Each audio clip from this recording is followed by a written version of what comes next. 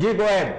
जी मैं देखिए ना, एक तो हमें बड़ा वाज़ेह होना चाहिए कि खोली में वो लोग जाएंगे जिन्होंने हाजियों को लूटा है, जिन्होंने इस कौम के अपने अकरबा परवरी के भेंट जो है पाकिस्तान इंटरनेशनल एयरलाइंस और पाकिस्तान रेलवेज और पाकिस्तान स्टील को उसकी भेंट चढ़ा दिया। कोहली में तो वो लोग जाएंगे, उनको उन्होंने जाना ही जाना है।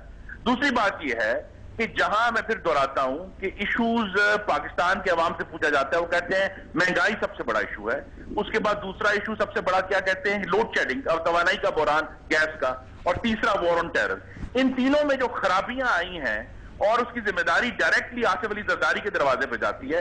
अब यहां ये फैसला है, आई थिंक हमें पूरी कौम को ये सीखना है और मुस्लिम लीग नून को ये नजर आया है कि ये ख्याल कि आप सिर्फ ऐवानों के अंदर मुखालफत करें और एक जमहूरी तरीके से, जो आईनी तरीके से जो ऑपोजिशन है, वो पाकिस्तान के अभी जमहूरी मिजाज में फिट नहीं होती।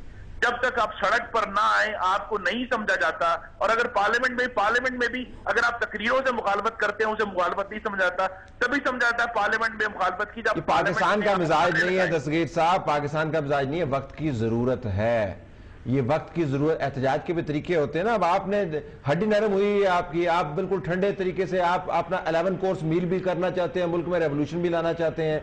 जब आपके पास एक ओकेजन होता है फिर तकरीर झाड़ देते हैं, समझते हैं लोगों की फ्रस्ट्रेशन आर्टिकुलेट हो गई। कोई रोजा वोजा रखें और कहें कि जी 10 दिन तक हम उस वक्त तक खाना नहीं खाएंगे जब तक आपने फलां बंदे को FIA में रिस्टोर नहीं कर दिया। कोई एक जमहूरी तरीके के तहत कोई मार्च वार्च करें चीजें तोड़े बगैर, ये जमहूरी तरीके हैं, लेकिन आप नहीं करते हैं ना। येलो कैब के इनागुरल के ऊपर आप स्पीच दे देते हैं, समझते हैं लोगों के काम हो गए। नहीं, काम हुए, लेकिन आपने कहा कि कल्चर क्या तब्दीली आई है? तब्दीली ये आई है कि तमाम तर करप्शन होगी पंजाब में छोटी सतह पर, लेकिन शहबाज शरीफ ने पिछले 3.5 साल में पंजाब के बजट को लूटा नहीं है। ये बात बड़ी वाज़ेह है और क्लियर है।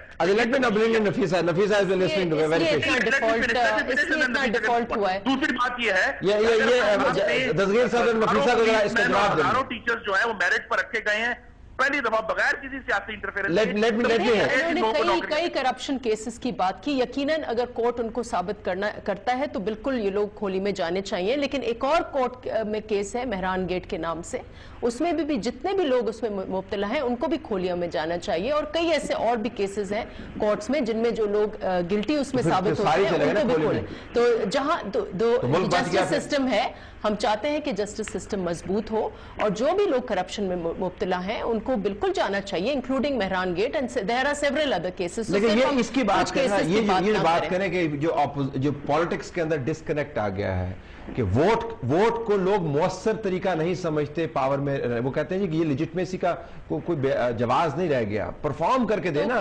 देखिए परफॉर्मेंस, अभी वही मैं कह रही हूँ ना, इलेक्शन ईयर है तो हम लोग ये रेटरिक ना करें, हम अपने अपने इलाकों में जाएं, अपने अपने हलकों में जाएं और हम लोगों का इत्मीनान लें। और एक इवन टर्फ है, पीपल्स पार्टी हो, मुस्लिम लीग नून हो, MQM हो, कोई भी हो, हम सब एक इवन टर्फ पर अभी मुकाबले करेंगे ना, तो वो फिर अवाम डिसाइड करेगी। अभी तो हाल ही में हमने आज़ाद कश्मीर में तारीखी हमने शिकस्त दी है मुख्तलिफ पार्टीज को, हम जीते हैं, गिलगित बल्तिस्तान में जीते हैं। हम तो कॉन्फिडेंस से कह रहे हैं कि अगर पीपल्स पार्टी ने कोई भी अगर ऐसे इतने बड़े क्राइम्स किए हैं जितना ये कह रहे हैं और गवर्नेंस का फेलियर है, तो we are ready to face the people, because हमारा जो है अवाम से बराह रास्त। और देखिए डिस्कनेक्ट की बात बिल्कुल आपने इरफान सिद्दीकी साहब ने भी ये बात मानी कि कई ऐसे चीजें हैं जो माजी में जिनका मिसाल नहीं मिलता जो पीपल्स पार्टी ने किए हैं। हमने कोई विंडिक्टिव एक्टिविटी नहीं की।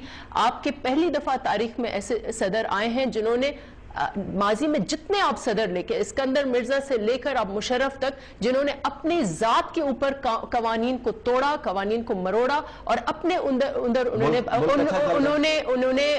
जो है मुल्क जो है कुछ हद तक अच्छा चल रहा है और डायरेक्शन सेटिंग जो है वो ठीक चल रही है। हमारी फॉरेन पॉलिसी देखें कि it is now an independent foreign policy, हमारी पावर पॉलिसी देखें, जितनी पॉलिसीज, आप पॉलिसीज में मुझे कोई गलती दिखाई, ठीक है, हमारे गवर्नेंस इलेक्शन कहीं कहीं आपके पकड़ नहीं होते।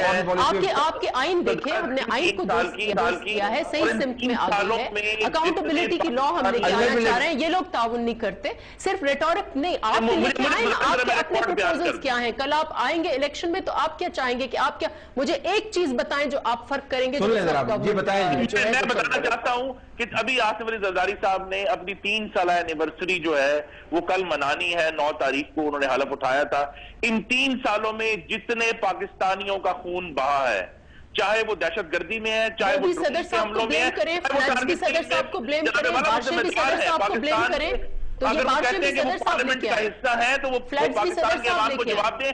उन्हें जवाब देना पड़ेगा कि उनके 3 सालों में पाकिस्तानियों का इतना खून कैसे बह गया, चाहे वो कराची में बहा है, चाहे वो ड्रोन के हमलों में बहा है, चाहे वो दहशतगर्दी में। उन्हें बताना पड़ेगा कि उनके दौर में इतने कर्जे क्यों लिए गए जिनकी वजह से आज पाकिस्तान में तारीख की रिकॉर्ड तरीन महंगाई है। और उन्हें यह भी बताना पड़ेगा अपने रिकॉर्ड के ऊपर जनाबे वाला कि आज पाकिस्तान में तवानाई का बदतरीन बहरान है और उसमें किराए के बिजली घरों में जो 40 रुपए यूनिट वो दे रहे हैं, इस किस्म की बद इंतजामी जो है वो पाकिस्तान की, और उसका हो ये रहा है। अच्छा खुर्रम साहब, एक बात पूछ लूं आपसे, प्रोग्राम का वक्त खत्म हो जाता है और उसको मुझे एक बात पूछने दे, मुझे इंतजामी की वजह से पाकिस्तान खुर्रम साहब मुझे एक बात पूछने दे, मुस्तकबिल बेच दिया इन्होंने। खुर्रम साहब मुझे बात, वही तर्ज सियासत है जिसके खिलाफ सदर साहब ने बात की। आप उठकर एक लफ्ज उन्होंने नहीं बोला डेंगी के ऊपर। खुर्रम दस्तगीर लाहौर में बैठे हुए क्या कर रहे हैं डेंगी के ऊपर, फ्लड्स आ रहे हैं, क्यों नहीं खुर्रम दस्तगीर साहब आके खैरपुर में और उनके इलाकों में क्या उनकी सियासत नहीं करनी, या उन्होंने सिंध में अपना हम कहते हैं ना तदा उठा लिया है कि हमें सिंध में जाना ही नहीं है। एक चीज उन्होंने सिंध के ऊपर क्यों नहीं अभी बात की? Is a politician rise to the occasion.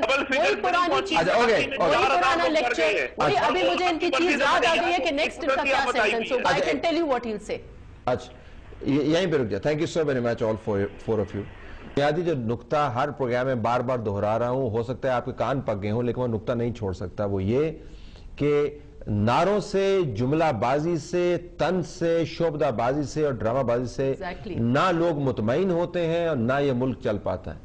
लोगों की तमानियत तो छोड़िए, मुल्क के जो हालात हैं वो हमारे सामने हैं, उससे आप रूगर्दानी नहीं कर सकते, मुंह नहीं फेर सकते। और बार बार हम जब इशू को रेज करते हैं, हम वो मुल्क के हकायक आईने के तौर पर हुक्मरानों के सामने रखते हैं। दरख्वास्त उनसे ये करते हैं कि अपना तर्ज अमल तब्दील कीजिए। परफॉर्मेंस वही है जो ग्राउंड के ऊपर नजर आए। तस्वीर खिंचवाने से मुल्क नहीं चलेगा। Thank you so very much for joining us. इजाजत दीजिए, अल्लाह हाफिज।